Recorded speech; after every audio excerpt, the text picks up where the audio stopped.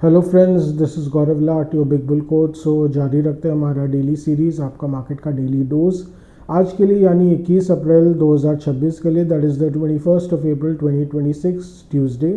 सो आज weekly expiry का दिन था, तो एक्सपेक्टेड था कि मार्केट थोड़ा एकदम बोलते हैं ना चहल पहल रहेगा, गहमा गहमी रहेगी मार्केट में। तो था ऐसे तो मार्केट जो है वो हल्के से गैप अप ओपनिंग के साथ खुला। तो कल ऐसे तो यूएस मार्केट्स की तरफ से कोई ज़्यादा क्यूज़ नहीं थे, यूएस मार्केट तो एकदम फ्लैट ही बंद हुआ था कल। पर आज सुबह को डाउ फ्यूचर्स जो है वो अच्छे थे, दे वर अप ऑलमोस्ट 100 पॉइंट्स। तो उससे कहीं ना कहीं देखिए बुलिश वाइब्स तो मिल रहा था इंडियन मार्केट्स को।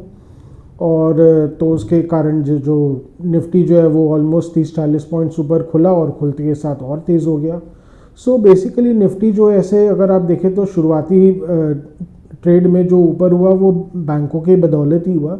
तो अब अगर आप चार्ट्स में देखें तो बैंक निफ्टी में एकदम अच्छी खासी लेवाली आई थी सुबह को ही, पहले 5 मिनट में ही एक अच्छी खासी रैली आई, ऑलमोस्ट लगभग 300 पॉइंट्स की रैली आई बैंक निफ्टी में, जिसके कारण 100 पॉइंट्स की रैली अगेन निफ्टी में आई। और उसके अलावा फिर धीरे धीरे बैंक निफ्टी में भी और अच्छी लेवाली आई। तो कहीं ना कहीं आज कल जो प्राइवेट बैंक्स जो थोड़े ठंडे हो रखे थे, लग रहा है आज मार्केट ने डिसाइड किया कि नहीं भैया अब और ठंडा नहीं रखना है और फाइनली आज लेना है।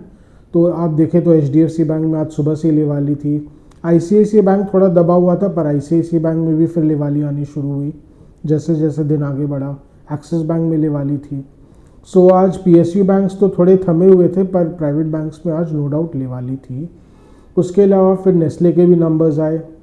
अब नेस्ले के जो चौथी तिमाही के जो नंबर्स आए हैं, अभी जो लास्ट क्वार्टर गया है, यानी मार्च तक का जो क्वार्टर गया है, उसके नंबर्स काफ़ी इंकरेजिंग आए हैं।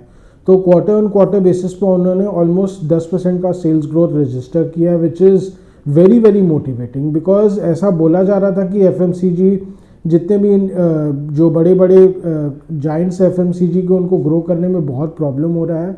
कहीं ना कहीं वो बहुत अच्छे से जो कॉस्ट इंक्रीज जो है वो पास ऑन भी नहीं कर पा रहे हैं, और उनके मार्जिन जो है वो प्रेशर में है। पर कहीं ना कहीं लगता है नेस्ले ने बोलते हैं ना, it has manage to buck the trend, तो they have manage to grow. देखिए कई उसमें से काफ़ी हद तक ग्रोथ जो है वो प्राइस इंक्रीजेस के कारण भी आया है, इसमें कोई दो राय नहीं है। वॉल्यूम ग्रोथ भी लेकिन मार्जिनली है, ऐसा नहीं कि वॉल्यूम ग्रोथ एकदम नहीं है। सो कहीं ना कहीं देखिए आगे चल के भी वॉल्यूम ग्रोथ होते रहेगा, because Nestle has expansion plans also. तो इसका देखिए अच्छा इफेक्ट ये था कि नेस्ले के काउंटर में तो रैली आए 3% का, एचयूएल का काउंटर और भाग गया आज। तो एचयूएल में भी आज सुबह से लेवाली थी, लेवाली का माहौल था ही, बिकॉज नेस्ले के नतीजे भी अच्छे आए, तो उसके कारण उसको भी पुश मिला। सो जैसे दिन आगे बढ़ा, लीप्स एंड बाउंड्स गेन्स हुए, नो डाउट। हालांकि अगर आप देखें तो ओवरऑल ऐसे almost across the board buying था। हालांकि फार्मा पैक में कोई लेवाली नहीं थी, फार्मा पैक थोड़ा ठंडा था। उसके अलावा ऑटो पैक भी थोड़ा ठंडा था। बट उसके अलावा जो main drivers of the market today was no doubt it was banking and FMCG. FMCG in fact FMCG back जो निफ्टी एफएमसीजी लगभग 3% बढ़ा हुआ था। तो अब देख लीजिए कितना अच्छा इम्पैक्ट पड़ा है। तो फाइनली एचयूएल और नेस्ले की बदौलत जो है निफ्टी भी काफ़ी हद तक भागा। तो ऐसे ओवरऑल उसके अलावा देखिए रिटेल स्टॉक्स भी आज काफ़ी तेज़ थे। ट्रेंट लिमिटेड जो है फिर से आज 3% तेज़ था। तो कहीं ना कहीं देखिए मार्केट का जो मूड है वो जो एफएमसीजी और रिटेल के प्रति थोड़ा नेगेटिव हो रखा था, धीरे धीरे अब चेंज हो रहा है। They are back in action, they are back in favour in fact. तो कहीं ना कहीं अब जो इंडिया का जो रिटेल डिमांड का जो एक फ्लेवर है, वो बोलते हैं ना, वो अभी आगे भी काम करता रहेगा। इनफैक्ट ट्रेंट लिमिटेड आप देख लीजिए तो 4300 के लेवल्स पे आ गया। तो ये जो स्टॉक है पिछले महीने ऑलमोस्ट 3300 के लेवल्स इसने टच किए थे, और आप देख लीजिए कितना अच्छा रिबाउंड आया। एंड मुझे लगता है there is more to come. हाँ, ये बात अलग है कि देखिए जियोपॉलिटिकल टेंशंस कभी भी फ्लेयर अप कर सकते हैं, तो वो स्पॉइल स्पोर्ट प्ले करेंगे। पर अगर वहाँ की तरफ से देखिए अगर कोई मेजर प्रॉब्लम नहीं होता है, तो Indian market is very much still headed for the upside, जो जिसको बोलते हैं ना बुलिश मोमेंटम अभी भी स्ट्रॉन्ग है। तो it should keep going up. देखिए ये दो सेक्टर्स के अलावा आज शुगर सेक्टर में भी ऑलमोस्ट आग लगा हुआ था।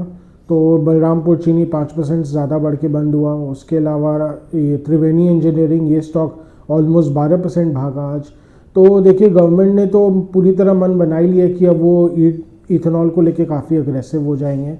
तो E20 तो पूरी तरह आ ही जाएगा, पर कहीं ना कहीं जो रिपोर्ट्स आ रहे हैं कि गवर्नमेंट अब E85 की ओर बढ़ने का मन बना रही है, जिसको फ्लेक्स फ्यूल भी कहते हैं कोलोक्वली, बट एक्चुअली E85 का मतलब है यानी 85% इथेनॉल, बाकी 15% पेट्रोल या जिसको गैसोलीन बोलते हैं। सो बेसिकली अब इसके कारण क्या होगा, इथेनॉल का डिमांड और बढ़ जाएगा। तो अगर गवर्नमेंट इसको सक्सेसफुली लागू कर लेती है तो देखिए इंडिया का जो क्रूड ऑयल पे जो डिपेंडेंस है वो तो बहुत कम हो सकता है। इथेनॉल को अगर देखिए पेट्रोल के अलावा अगर डीजल के भी जो बोलते हैं ना ऑल्टरनेटिव टू डीजल भी अगर गवर्नमेंट इसको बना लेती है तो बहुत अच्छा है, क्योंकि देखिए डीजल पे भी अभी सरकारी कंपनियों को बहुत भारी घाटा हो रहा है। तो कल को अगर इथेनॉल का बहुत मास स्केल में प्रोडक्शन अगर हो तो इंडिया की इकोनॉमी के लिए बहुत बहुत अच्छा हो सकता है। इट इज़ पॉसिबल, अगर एक्सपर्ट्स की माने तो ये पॉसिबल है, ये शुगर केन के थ्रू। और उसके अलावा बैम्बू जो है इनफैक्ट शुगर केन से और भी ज़्यादा इथेनॉल यील्ड करता है, बोलते हैं 2 to 3 times, it yields 2 to 3 times the ethanol content compare to sugar cane. तो अगर गवर्नमेंट इसका बहुत एक तगड़ा मिक्स बना लेती है तो देखिए इथेनॉल के थैंक्स टू इथेनॉल इंडिया का काफ़ी हद तक जो पेट्रोलियम इंपोर्ट का जो प्रॉब्लम है वो सॉल्व हो सकता है। तो अब मुझे लग रहा है गवर्नमेंट अब इसको लेके बहुत ज़्यादा सीरियस है। पहले देखिए गवर्नमेंट भी बहुत ज़्यादा पुश नहीं करती थी, क्योंकि गवर्नमेंट को शायद डर लगता था कि इससे पेट्रोलियम सेक्टर को बहुत बुरी तरह इफेक्ट हो सकता है। उसके अलावा देखिए प्रॉब्लम क्या है कि देखिए बहुत ज़्यादा अगर गवर्नमेंट अग्रेसिव हो जाती है तो फार्मर्स भी कहीं ना कहीं बाकी खाने पीने के जो वेजिटेबल्स एंड फ्रूट्स उगाने की जगह फिर शुगर केन की ओर बढ़ने लगते हैं। तो कहीं ना कहीं गवर्नमेंट को भी एक बैलेंस बना के चलना पड़ता है। पर अब मुझे लग रहा है things are permanently on the change. तो कहीं ना कहीं देखिए जो लॉन्ग टर्म फ्यूचर है वो शुगर केन कंपनीज का, शुगर केन रिफाइन जो मैंने शुगर केन जो बेसिकली रिफाइनर्स हैं वो उनके लिए बहुत अच्छा है। तो जितने भी शुगर स्टॉक्स है लाइक बलरामपुर चीनी, त्रिवेणी इंजीनियरिंग, ओध शुगर, इनके लिए ओवरऑल देखा जाए तो काफ़ी अच्छा लग रहा है।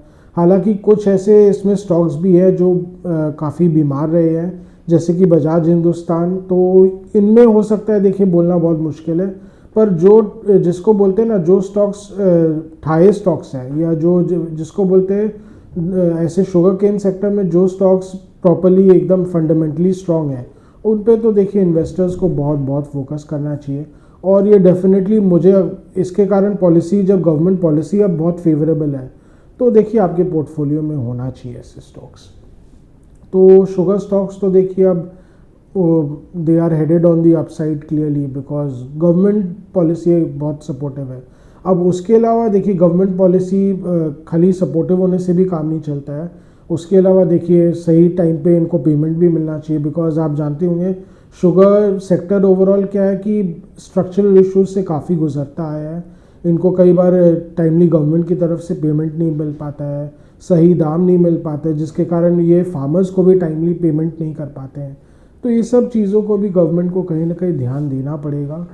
But let's we are hopeful, जब गवर्नमेंट को इतना बड़ा परस्यू करना है पॉलिसी तो उनको भी देखिए शुगर कंपनीज का पूरा ख्याल रखना ही पड़ेगा। बैक टू मेन मार्केट आ जाते हैं तो मेन मार्केट में फ़िलहाल जिसको बोलते हैं ना बैंकिंग और जिसको बोलते हैं बैंकिंग और एफएमसीजी, ये दोनों तो आज स्टार परफॉर्मेंस थे।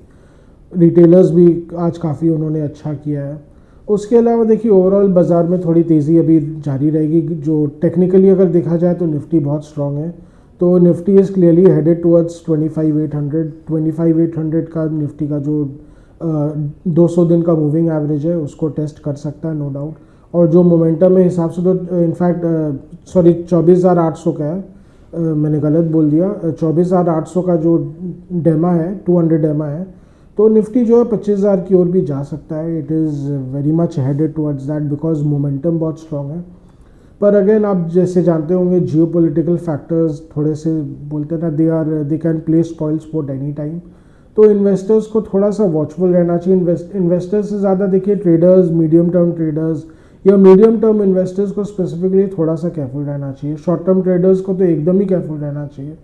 क्यों? क्योंकि देखिए ट्रम्प बाबू ने तो अभी फ़ोन कॉल में बोला है, CNBC के साथ उन्होंने बात किया था, उसमें तो उन्होंने बोला था कि वो सीज़ फायर एक्सटेंड करने में तो इंटरेस्टेड नहीं है, तो बेसिकली वो यही बोल रहे हैं कि फुल एंड फाइनल बात करो, अगर अग्री करना है तो करो, नहीं तो बोलते हैं जैसे कि हमारी भाषा में बोलते हैं ना जयराम जी की, नहीं तो तुम अपने रास्ते मैं अपने रास्ते। तो अगर ऐसा होता है तो देखिए अमेरिका हो सकता है अटकलें हैं कि कभी भी वापस से फिर धावा बोल सकता है ईरान पर, तो फिर युद्ध वापस छिड़ जाएगा।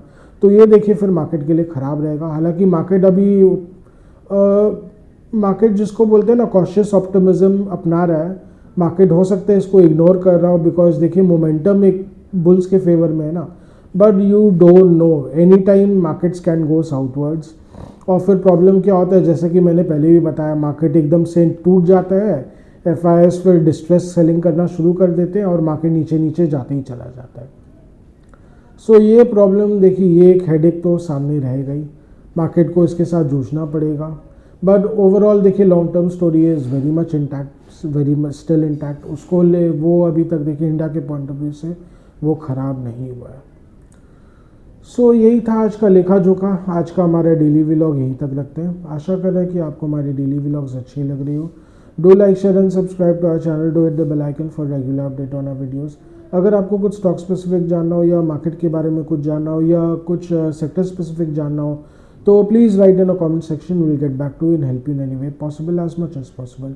एंड अगेन अगर आपको कुछ कमेंट्स, फीडबैक, सजेशंस देना हो तो please you are welcome, please write in a comment section. Your feedback are valuable for us. So आज के लिए थैंक यू।